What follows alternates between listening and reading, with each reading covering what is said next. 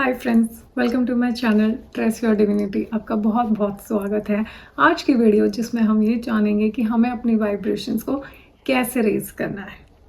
Quickly भी मैं बता देती हूँ कि आपको अगर आप लो वाइब्रेशन फ्रीक्वेंसी में हैं तो उसके क्या सिम्टम्स हैं।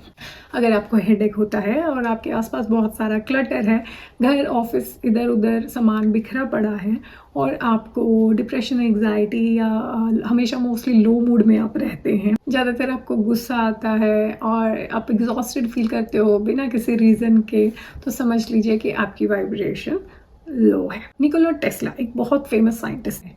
इस ब्रह्मांड और उसके सीक्रेट्स को समझना है तो आप आज से ही एनर्जी, फ्रीक्वेंसी एंड वाइब्रेशन के टर्म में सोचना शुरू कर दीजिए। वहीं पे डेविड आर हॉकिंस ने कहा है कि ये जो यूनिवर्स है वो एनर्जी है जो डिफरेंट डिफरेंट फ्रीक्वेंसी पे वाइब्रेट करता है। तो हर चीज़ की एक फ्रीक्वेंसी है। पत्थर की अलग है, इंसान की अलग है, जानवर की अलग है। और जो ये मैटर है वो भी सब क्या है, एनर्जी है। वो इतनी स्पीड पे वाइब्रेट कर रही है एनर्जी कि हम उसे टच कर पा रहे हैं, देख पा रहे हैं, पर मैटर एक्चुअल में फिजिकल चीज़ नहीं है, ये एक इल्यूजन है। इन सब चीज़ों से हमें समझ आया कि हर चीज़ एक एनर्जी है, वो अलग अलग वाइब्रेशंस पे वाइब्रेट करती है। तो मान लो टेबल, चेयर में कोई भी चीज़, ये सोफ़ा, दीवार हर एक वो चीज़ पर्टिकुलर एक स्पीड पर वाइब्रेट कर रही है, वो उस चीज़ की वाइब्रेशनल फ्रीक्वेंसी है। तो ऐसे ही जो हमारे इमोशंस हैं उनकी भी वाइब्रेशनल फ्रीक्वेंसी होती है।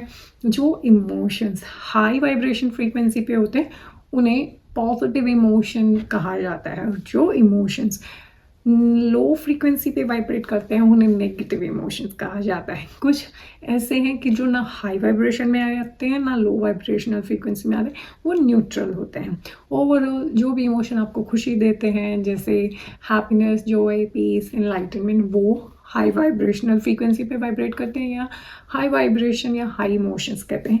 ऐसे ही जो इमोशंस आपको दुख में रखते हैं या ऐसे हैं jealousy, anger, hatred, greed, guilt, shame, वो लो नेगेटिव इमोशंस कहलाते हैं। जब हम अपने इमोशंस को डील करना सीख लेते हैं और अपने लो इमोशंस को, नेगेटिव इमोशंस को पॉजिटिव में कन्वर्ट करते हैं तो हम अपनी लाइफ में हर तरह की अबंडेंस अचीव कर पाते हैं, चाहे वो मटेरियल हो या फिजिकल हो या स्पिरिचुअल हो। तो आपका गोल कुछ भी है लाइफ में, अच्छी हेल्थ, अच्छी रिलेशनशिप, वेल्थ, तो आपको अपनी वाइब्रेशन को रेज करना ही पड़ेगा। आप कैसे करेंगे वाइब्रेशन को रेज? जब आप हैप्पी इमोशंस में, पॉजिटिव इमोशंस में रहेंगे। तो आप ये सोचिए कि इमोशंस क्या होते हैं, एनर्जी इन मोशन। जो हमारे थॉट्स हैं वो भी एनर्जी हैं। आपके थॉट्स पॉजिटिव होंगे तो आप पॉजिटिव इमोशंस फील करेंगे, नेगेटिव थॉट्स होंगे तो नेगेटिव इमोशंस। तो सबसे इम्पॉर्टेंट क्या हो गए, थॉट्स। वही इमोशंस को जनरेट करते हैं और उन्हीं इमोशंस से हमारी फ्रीक्वेंसी डिसाइड होती है। ऐसा नहीं है कि हम लाइफ में कभी भी लो फील नहीं करेंगे, या जैसे हम लो वाइब्रेशन में गए, मतलब कोई भी नेगेटिव इमोशन हम फील कर रहे हैं, like sadness, fear, anger, hurt, वो मैं आपके साथ चार्ट शेयर कर दूंगी और मैंने पहले भी वीडियो में दिखाया है कि किस इमोशन की क्या वाइब्रेशनल फ्रीक्वेंसी है। तो आप समझ जाएंगे कि लो वाइब्रेशन फ्रीक्वेंसी के कौन से इमोशंस हैं।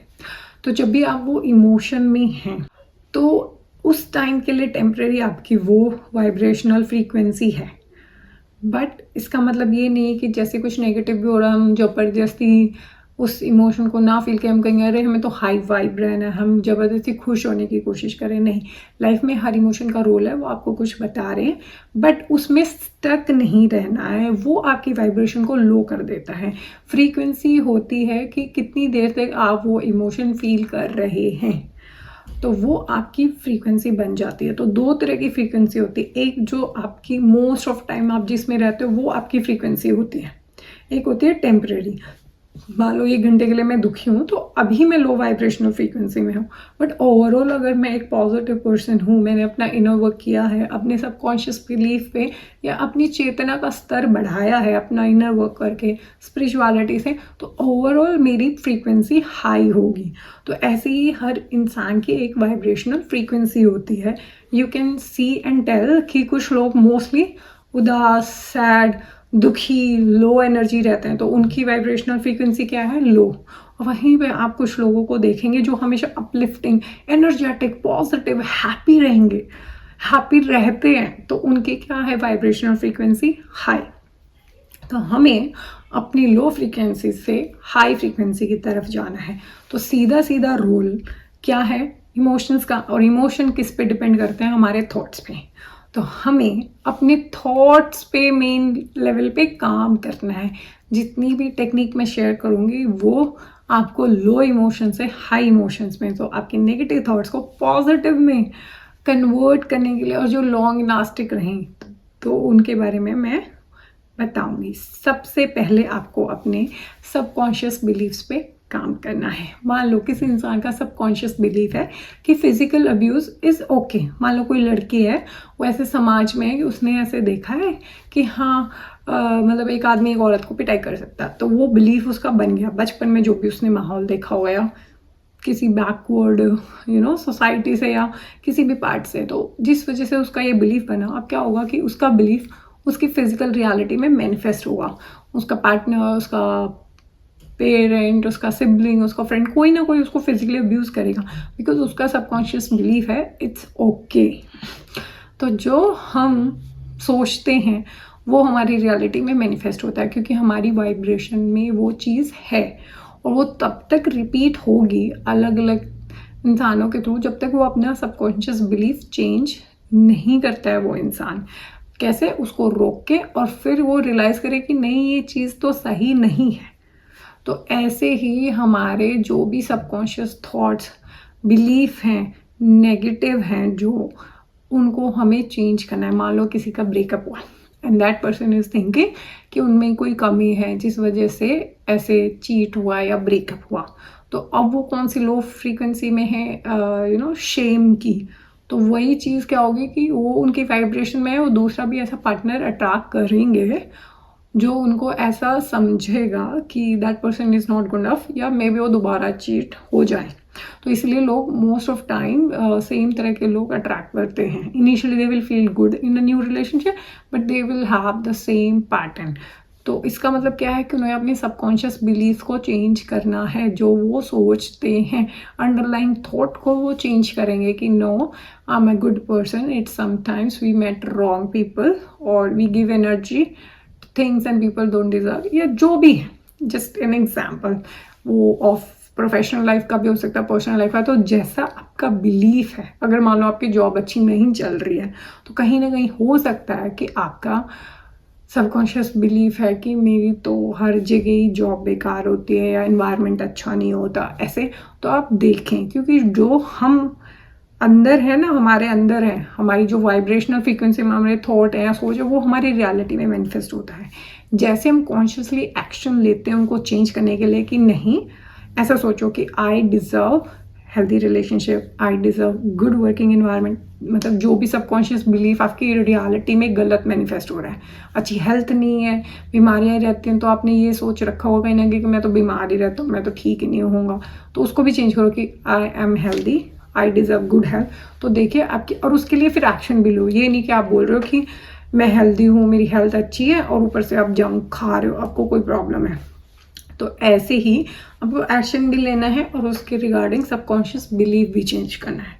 आप बिलीव कर रहे हो कि हाँ आप हेल्दी रिलेशनशिप डिजर्व करते हो, बट वहीं पे आप टॉक्सिक, आपको पता है वो इंसान कैसे हैं, बट आउट ऑफ लोनलीनेस या आपके पास ऑप्शन है तो आप ऐसी रिलेशनशिप में इंगेज हो, चाहे वो फ्रेंडशिप है या किसी भी तरह की।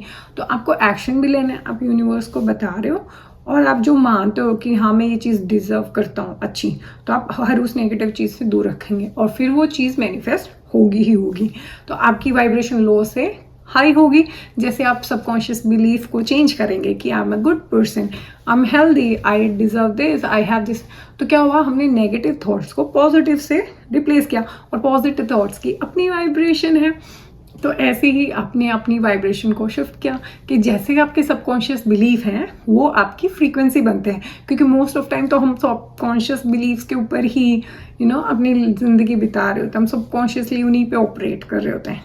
तो जैसे आप अपने सबकॉन्शियस बिलीफ चेंज करोगे वैसे ही आपकी फ्रीक्वेंसी भी ऑटोमेटिकली चेंज होगी। इसमें लगेगा आपका deep inner work, self reflection करना ज़रूरी है ना, कि आपकी क्या सोच है, क्या आप मानते हो, कैसे कैसे वो आपकी लाइफ में। इसके लिए आप किसी हीलर की भी मदद ले सकते हैं, मेरी भी मदद ले सकते हैं, और हम आपके सबकॉन्शियस हीलिंग पे भी काम कर सकते हैं। या खुद आप अपने साथ सेल्फ रिफ्लेक्ट करिए, बैठिए, देखिए, सोचिए लाइफ में क्या हो रहा है। इसके अलावा सेकेंड पॉइंट है अपनी कॉन्शियसनेस के स्तर पे काम करना। हमारी वाइब्रेशनल फ्रीक्वेंसी सीधा सीधा हमारी कॉन्शियसनेस से, चेतना के स्तर से रिलेटेड है। कैसे? अगर किसी की चेतना इतनी ही है कि मेरा ही भला हो, सब कुछ मेरा ही हो, तो ऐसा इंसान जब किसी की लाइफ में, दूसरे की लाइफ में अच्छा हो रहा होगा, उसे जेलसी होगी, उसे ग्रीड भी आएगा कि मैं और ले लूँ और ले लूँ, दूसरे के बारे में नहीं सोचेगा। हेट्रेड भी हो सकते हैं जब किसी दूसरे इंसान के साथ अच्छी चीज़ें या वो चीज़ मिले जो उसको चाहिए। तो हमारी चेतना का स्तर अगर अच्छा है, जहाँ पे हम सोचते हैं कि हर चीज़ अपना अपना कर्मा है, मेरे दुख भी मेरे सुख भी मेरे, तो जब किसी और को अच्छा हो रहा है तो भी हमें जेलस होने की क्या बात है, उनके कर्म है, उनको मिलेंगी, राइट। सो ऐसे ही चेतना का स्तर जब हम बढ़ाते हैं तो हमारे थॉट्स भी वैसे ही होते हैं, और थॉट्स का तो सीधा सीधा रिलेशन है इमोशंस से, और इमोशंस का हमारी फ्रीक्वेंसी पे। इसके अलावा आप क्या कर सकते हैं, आप माइंडफुलनेस और मेडिटेशन कर सकते हैं। जब हम मेडिटेट करते हैं तो हमारा माइंड काम होता है। अगर आप एंग्जाइटी में, डिप्रेशन में हैं या ओवर थिंकिंग कर रहे हैं, तो आप टेंशन में हैं, तो वो आपको लो वाइब्रेशन में लेके जाता है, फियर, एंग्जाइटी। तो जैसे ही आपने मेडिटेशन से माइंड को काम किया, आप अपनी वाइब्रेशन को रेज कर रहे हैं। माइंडफुलनेस क्या होता है? जब हम प्रेजेंट मोमेंट में रहते हैं। तो आप सोचिए, जब हम प्रेजेंट मोमेंट में नहीं रहते हैं, या तो हम पास्ट के बारे में सोचते हैं या फ्यूचर के बारे में सोचते हैं, और जब कुछ नेगेटिव सोचते हैं तभी तो हम लो वाइब्रेशन में आते हैं, फियर, एंग्जाइटी वगैरह। तो जब हम मोस्टली प्रेजेंट मोमेंट में रहेंगे तो हम काम रहेंगे, कोई चिंता ही नहीं है। तो इसीलिए माइंडफुलनेस बहुत ज़रूरी है। ये हमारी वाइब्रेशन रेज करने का एक सबसे इम्पॉर्टेंट टेक्निक है। इसके अलावा आप क्या कर सकते हैं? इसके अलावा एक आप हेल्दी लाइफस्टाइल लीजिए। जब आप अपनी बॉडी को हेल्दी फूड देंगे, हेल्दी डाइट देंगे, अच्छी स्लीप देंगे, तो फिजिकली फिट रहेगी, मेंटल स्टेट भी अच्छा होगा। एक्सरसाइज करेंगे तो उसमें हमारी बॉडी में अच्छे हार्मोन रिलीज होंगे, और हमारी बॉडी की एनर्जी मूव करती रहेगी। जब वो स्टक होती है तब हम क्या करते हैं, लो वाइब्रेशन या अनग्राउंडेड फील करते हैं। तो आप मेडिटेशन कीजिए, माइंडफुलनेस कीजिए, एक्सरसाइज कीजिए, फिजिकल डाइट अच्छी लीजिए। इसके अलावा आप क्या कर सकते हैं? इसके अलावा नेचर में टाइम स्पेंड कीजिए। नेचर एक इतनी अच्छा हीलर है कि आपको वहाँ पे प्रकृति से फ्रेश हवा, उनके पॉजिटिव वाइब्रेशन, जब आप नंगे पैर घास में अगर वॉक करेंगे तो अर्थ से आपको फ्री इलेक्ट्रॉन आपके पैरों में जाके जो पॉजिटिव एनर्जी जनरेट करते हैं, और जो आपके अंदर लो वाइब्रेशन में अगर अभी आप हो, किसी भी चीज़ की टेंशन है, एंग्जाइटी है, कुछ भी नेगेटिव इमोशन है, किसी और की एनर्जी भी आपने ले रखी है आपके खुद के थोड़े, वो ग्राउंडेड हो जाएगा, और अर्थ की हीलिंग एनर्जी आप में जाएगी, जो आपकी वाइब्रेशन इमीडिएटली रेज करती है। उसके अलावा क्या कर सकते हैं? उसके अलावा है म्यूज़िक एक बहुत अच्छा टूल है जो आपकी वाइब्रेशन रेज करने में हेल्प करेगा। आपको सारी उन टेक्निकों में एक चीज़ का बहुत ध्यान रखना है कि ये वीडियो है कि आपकी वाइब्रेशन कैसे रेज करें, कैसे आप पॉजिटिव इमोशंस को फील करें। जब आप खुश होते हैं तो आपकी वाइब्रेशन हाई होती है। तो कोई भी टेक्निक वो करें जो आपको पसंद है। मान लो इनके अलावा कुछ ऐसा है जो आपको बहुत अच्छा लगता है तो आप वो कीजिए। मैंने बोल दिया एक्सरसाइज कीजिए, पर आपको मान लो डांस पसंद है तो डांस कीजिए, क्योंकि करना तो वही है ना जो आपको खुशी दे। ज़बरदस्ती कुछ करोगे तो वो आपकी वाइब्रेशन रेज नहीं करेगा। तो म्यूज़िक में बहुत तरह के म्यूज़िक होते हैं, कुछ भी ऐसा सुनिए जो पॉजिटिव हो, अपलिफ्टिंग हो, आपको खुशी दे, आपकी वाइब्रेशन को रेज करे। रागास अगर आपने नहीं सुना है तो आप सर्च करके देखिए, बहुत सारे रागास हैं जो ऐसा म्यूज़िक है बहुत ज़्यादा हेल्प करेगा आपकी वाइब्रेशन रेज करने में। कभी कभी होता है कि हम स्ट्रेस फील करते हैं, मेंटली ड्रेन फील करते हैं या लो वाइब्रेशन फील करते हैं, कुछ भी सुन सकते हैं, बट हाँ मेरे कहने से एक बार ट्राई कीजिएगा। रागास अलग अलग तरह के होते हैं, यमन रागा, भैरव या मल्टीपल, मुझे तो सबके नाम भी नहीं पता। जब मुझे सुनना होता मैं सर्च करती हूँ यूट्यूब पे एंड आई प्ले। वो डिफरेंट इंस्ट्रूमेंटल म्यूज़िक होते हैं जो हमारे क्लासिकल म्यूज़िक के ऐसे कंपोज किए गए हैं अलग अलग तरीके से, जो बहुत हेल्प करते हैं। उसके अलावा कई बार नॉर्मल ऐसे गाने हैं जो मुझे अच्छे लगते हैं, तो आप वो भी सुन सकते हैं, बट ऐसे सॉन्ग ना सुनिए जो डिप्रेसिव हैं, ब्रेकअप टाइप्स हैं, तो वो आपको लो वाइब्रेशन में लेके जाएंगे। ग्रैटिट्यूड भी एक कितनी अच्छी तरीका है हमारी वाइब्रेशन को रेज करने का, कि आप हो सके तो रोज़ करिएगा। मैं कोशिश करती हूँ हर रोज़ सुबह और शाम में, जिसमें आप अपनी छोटी बड़ी किसी भी चीज़ के लिए थैंक यू बोलते हैं, जिसके बारे में आप पॉजिटिव फील करते हैं। क्योंकि क्या होता है कि जब हम ग्रैटिट्यूड एक्सप्रेस करते हैं तो हम अच्छी चीज़ों के बारे में सोच रहे हैं कि आई am very grateful for being alive today, for having a roof over my head, for having food to eat, for having a family member to share my moment, whatever, जो भी आपको अच्छा लगे, छोटा बड़ा ज़रूरी नहीं कुछ बड़ा ही हो, डेली आप बोल सकते हैं। हर वो चीज़ जो आपकी लाइफ में, I am very grateful for my soul family members जो मेरे से अपने चैनल पे अब कनेक्ट हो रहे हैं। तो हर चीज़ के लिए शुक्रिया कीजिए, क्योंकि जिस चीज़ के लिए आप ग्रेटिट्यूड एक्सप्रेस करते हैं तो लॉ ऑफ वाइब्रेशन या लॉ ऑफ रेजोनेंस क्या कहता है, वैसी सिमिलर और चीज़ें होंगी। तो आप अपना फोकस चेंज कर रहे हैं, जो चीज़ आपको लो वाइब्रेशन में डाल रही है, किसी भी चीज़ की चिंता, स्ट्रेस या कोई ऐसी चीज़ से हैप्पी चीज़ों की तरफ की जो आपकी लाइफ में अच्छा है, आपका ध्यान उधर जा रहा है, तो क्या हो रहा है, वैसी वैसी और चीज़ें आएंगी। क्योंकि यूनिवर्स में हम जो सोचते हैं, हमारे थॉट्स क्या एनर्जी हैं, तो जिधर हम ज़्यादा सोचेंगे उधर हम फोकस दे रहे हैं और एनर्जी दे रहे हैं, वो चीज़ ग्रो होती है। तो आप अपनी प्रॉब्लम्स के बारे में भी सोच सकते हो, तो और प्रॉब्लम्स आएंगी या वो बढ़ जाएंगी, या आप जो आपकी ब्लेसिंग्स हैं उनके बारे में सोचिए तो वैसी चीज़ें और आएंगी। तो ग्रैटिट्यूड एक बहुत अच्छी चीज़ है जो आपकी फ्रीक्वेंसी तुरंत चेंज करता है। सो ग्रैटिट्यूड जर्नल रख सकते हैं, बोल के एक्सप्रेस कर सकते हैं, मन में फील कर सकते हैं, पूरा ध्यान लगाकर उसको फील कीजिए और ग्रैटिट्यूड एक्सप्रेस कीजिए। उसके अलावा आप सेल्फ लव प्रैक्टिस कीजिए, अपना ध्यान रखिए अच्छे से। जब हम अपने ध्यान रखते हैं, जो हमें पसंद होता है वो चीज़ें करते हैं, तो हम खुश रहते हैं, और फिर हम खुश रहते हैं तो हम अपने आसपास वाले लोगों को भी खुश रख पाते हैं। हमारी वाइब्रेशन का उन पर भी फ़र्क पड़ता है, तो इससे भी हम लो से हाई वाइब्रेशन पे आते हैं। और एक इम्पॉर्टेंट चीज़, अपना नेगेटिविटी का एक्सपोजर कम कीजिए। आज के टाइम पे देखिए, सोशल मीडिया, न्यूज़, जो भी ऑनलाइन कंटेंट है, वो क्या है, मोस्ट ऑफ टाइम आपको लो वाइब्रेशन में लेके जाता है। या तो आपके अंदर फियर जनरेट करेगा कि वॉर हो रही है, महंगाई बढ़ रही है, या कुछ ना कुछ, या आपको एंगर लेके जाएगा जहाँ पे आप पॉलिटिकल डिबेट सुनते हैं या कुछ। मेरी लाइफ में बहुत बड़ा बदलाव हुआ जब 2-2.5 साल पहले जैसे ही मुझे पता चला कि ये चीज़ें आपकी वाइब्रेशन को चेंज करती हैं, लो फ्रीक्वेंसी में लेकर जाती हैं, तो मैंने न्यूज़ सुनना बिल्कुल बंद कर दिया। I was not on social media also. Now also I'm just for this purpose only. So please try to limit your exposure. Please check कि जो आप consume कर रहे हो, is it high vibe or is it necessary for you to know? Can you make a change? कि आपको सब जानना जरूरी है, आप कुछ कर सकते हो उस चीज़ का, क्या आपका वो काम है कि आपको हर न्यूज़ का पता नहीं ना, तो then why to consume?